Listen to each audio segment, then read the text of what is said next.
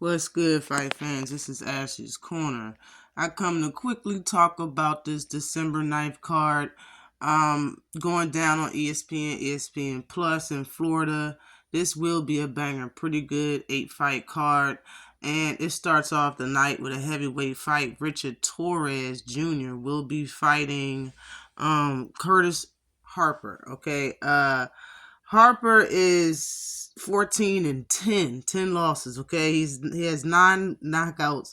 He's lost 5 times by KO. All right, he's the fighter that left the ring when he versed F.A. Ajaba right when the bell got rung. He just got up out the ring in the first round.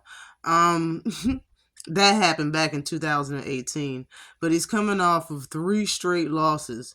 One of them being a KO loss in 2022. He's fought for 100 rounds total in his career. He has a knockout percentage of 64.29%. He's been pro for 13 years. He's 35. He's 35 years old. He's 6'2" with a 78.5-inch reach, and he's fighting out of Florida. Now, Richard Torres is 7-0 with 7 knockouts. He has 11 rounds up under his belt, 100% KO rating. 2 years professional, 24 years old, 6'2", southpaw, fighting out of Cali. This will be his 4th fight this year in 2023. Curtis is a awkward fighter and will try to put up a good fight, but Richard Torres Jr. is a very aggressive boxer puncher that may stop Harper in about 4 rounds. Okay, so I'm going with Richard Torres by stoppage, by humiliation, by unanimous decision. It don't matter. He's winning that 8-round fight. Next, we have Michael Coffey. He's going to be fighting Damon. All right, Coffey is what is his record? He's 13-4 with 10 KOs. He has 3 KO losses, 1 in 2021, 1 in 2022, and 1 and he's actually coming off of his 3rd TKO loss in April. He's fought for 62 rounds total as a professional. His knockout percentage is 76.92%. He's been pro for 7 years. He's 37 years old. He's 6'5" with an 83-inch reach, and he's fighting out of the Bronx, New York. He needs to pressure and land hard shots on his opponent, Damon. But John Rice, his last opponent, well, not last opponent, but his previous opponent that he rematched and actually fought twice, was tagging Coffey over and over again with Damon's favorite punch that he likes to throw. And being that his opponent has the height and reach advantage, I believe that's probably what we're going to see most of. His opponent, Damon's record is 12-0 with 7 knockouts. His knockout percentage is 58.33%. He has 48 rounds total as a professional. He's 27 years old. He's been pro for 3 years. He's 6'7" with an 86-inch reach, and he's Poland. He's a Polish fighter. He looks to have a somewhat of a padded resume. He's coming off of a unanimous decision 8-round win back in June this year. The man is very tall. He has a very good jab, and he knows how to use it. He has a long reach. He likes fighting to his own pace. I don't really think that he likes pressure fighters. He's a natural mover and counter puncher. If Coffey can, give him something to think about and land some hard punches on the inside, he could win this fight, but I'm going to go with Damien for the win. Next, we have Jihad Tucker. He's going to be fighting Francisco Daniel Veron. First, Jihad Tucker's record is 10-1. All right, he's coming off of his first loss. He has 5 knockouts. He has 49 rounds under his belt. His knockout percentage is 50%. He's been pro for 4 years. He's 20 years old. He's 5'11" with a 68-inch reach, fighting out of Queens, New York.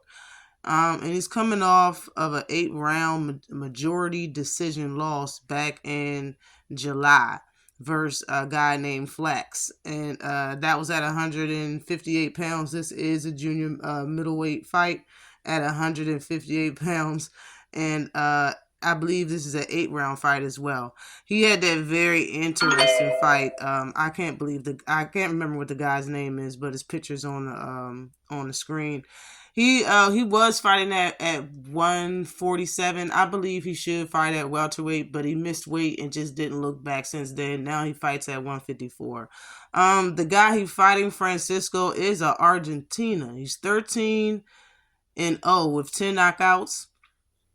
He has 44 rounds of under his belt. His knockout percentage is 76.92%. He's been pro for 4 years. He's 25 years old, 5'10". He's a fighter. He's fighting out of Argentina.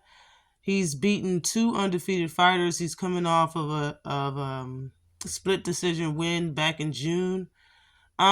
He's a high activity fighter, in my opinion. You know, them Argentinians hit hard. They're power punchers, and he throws a lot of power punches. One punch at a time. Sometimes coming off the combo, sometimes. But he's a very good counter puncher for real, and he has good hand speed.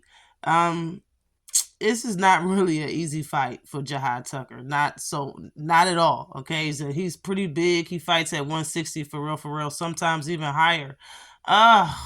Because Jihad Tucker's coming off of a loss, and you know he's gonna really want to press the gas on this fight. But I think he should take his time and really fill out Francisco. But this is a hard fight, and I'm gonna have to go with Francisco. We have next Tiger Johnson's really good prospects coming up against Jameer Espinoza. Tiger Johnson's record is 10-0, 5 knockouts, 55 rounds under his belt, 50% knockout rating. 3 years pro, 25 years old, 5'11", with a 71-inch reach, fighting out of Ohio. Tiger, in my opinion, can shine in this very dangerous fight. His opponent don't really throw punches when you throw punches. He's really a defensive fighter when punches are being thrown at him. So if Tiger can use his feints correctly, he can tag Espinoza and actually dodge his slower punches all night and make it a very defensive highlighting defense and offensive fight for Tiger Johnson. His opponent Espinoza is 15-1 with 14 knockouts.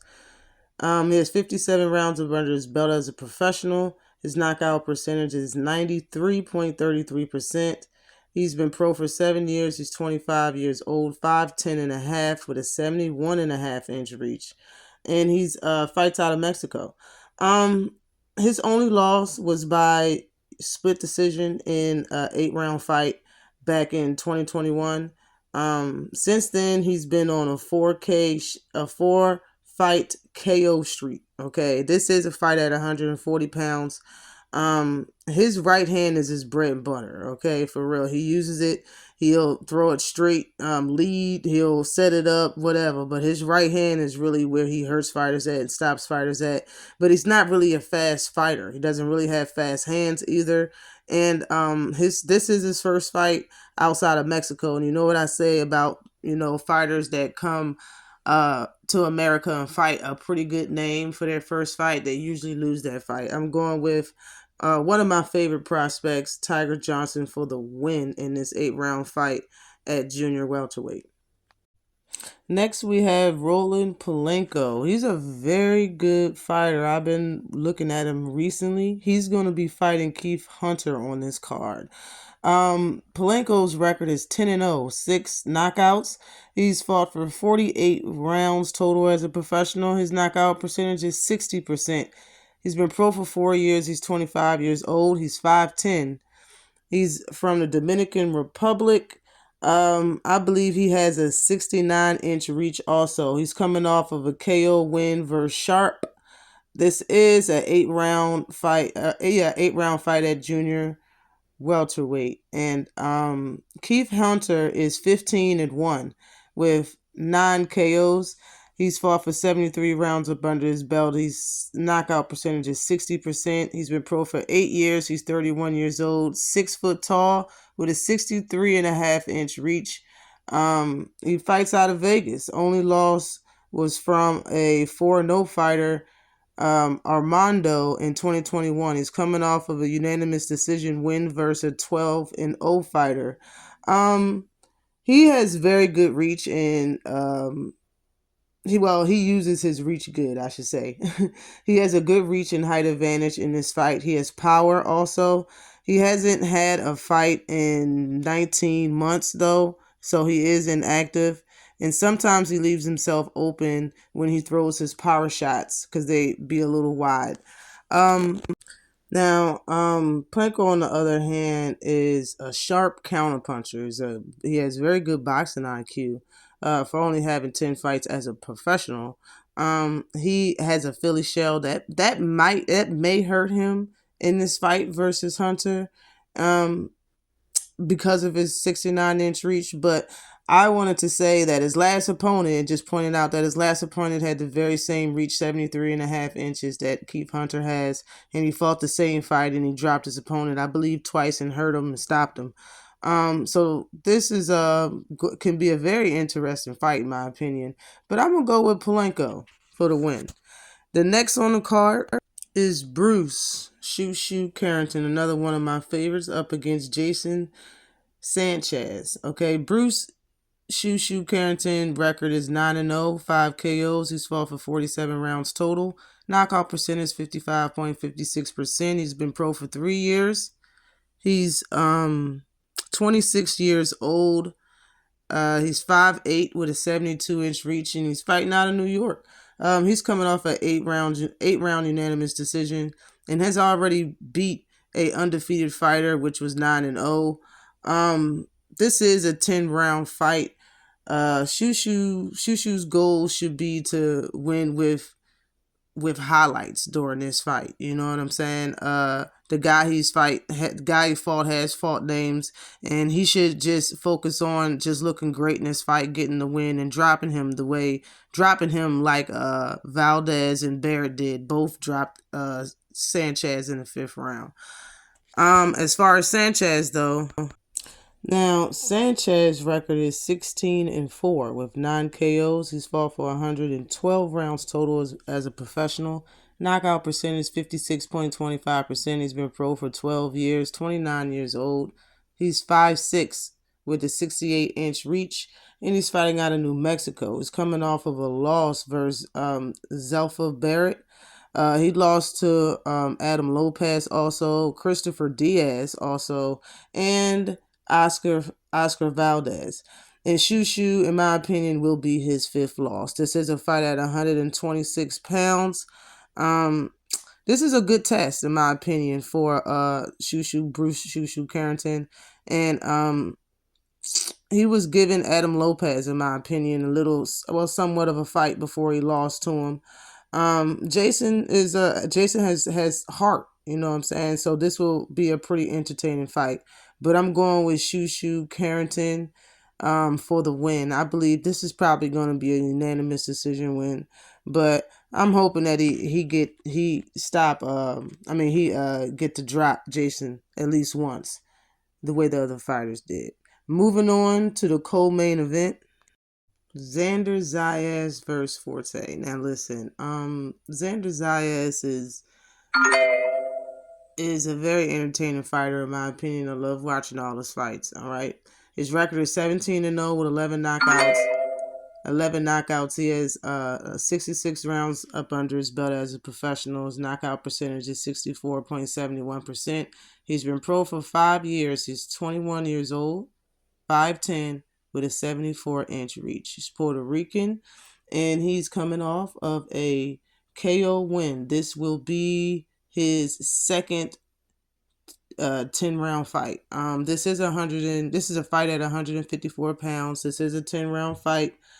Xander Zayas, in my opinion, got all the tools to be a very great fighter with a very high ceiling. In my opinion, he's answered almost every question that you have for a fighter that has his much potential. As for his opponent, though, his record is 24-3-1. 24 wins, 3 losses, and 1 draw. Okay. He has 9 knockouts up under his belt. He has 2 KO losses, one that happened in 2015 and the other one that happened in 2021. He has 162 rounds up under his belt as a professional. He has a 37.5% knockout rate and has been pro for 14 years. He's 33 years old. He's 5'11", and he's from Spain. Man, if you just watched him fight, you already know why I'm saying, and just simply saying Xander Zayas will win this fight and probably stop him.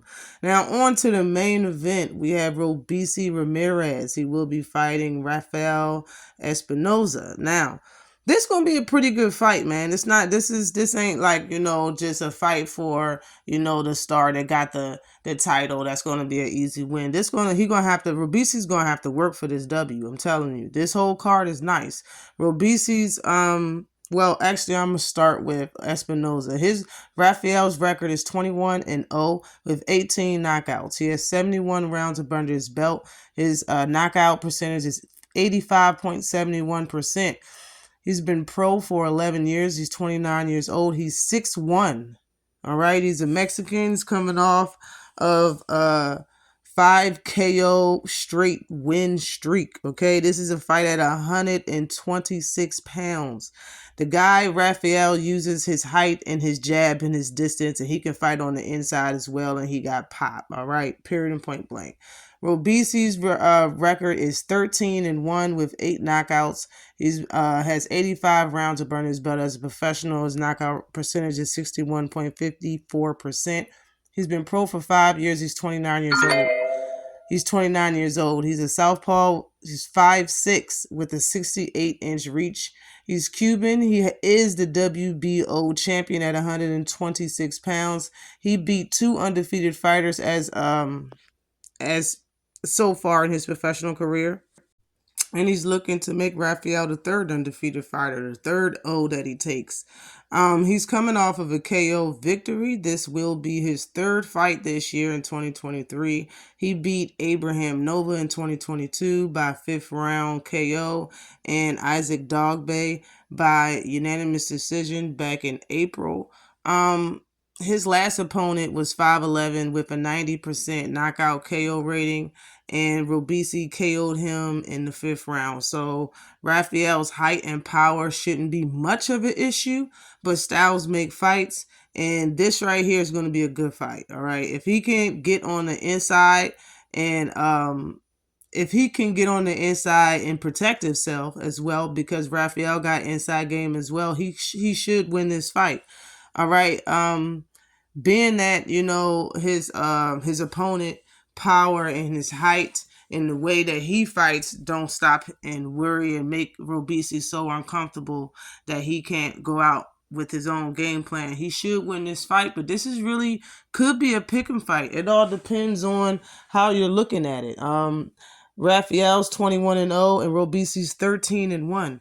So, hey, I like Robeisy though, but I'm going to go with the champ because he's the champ and you got to beat the champ. So he got to show me. But always like and subscribe to the channel. Don't miss these fights. Peace.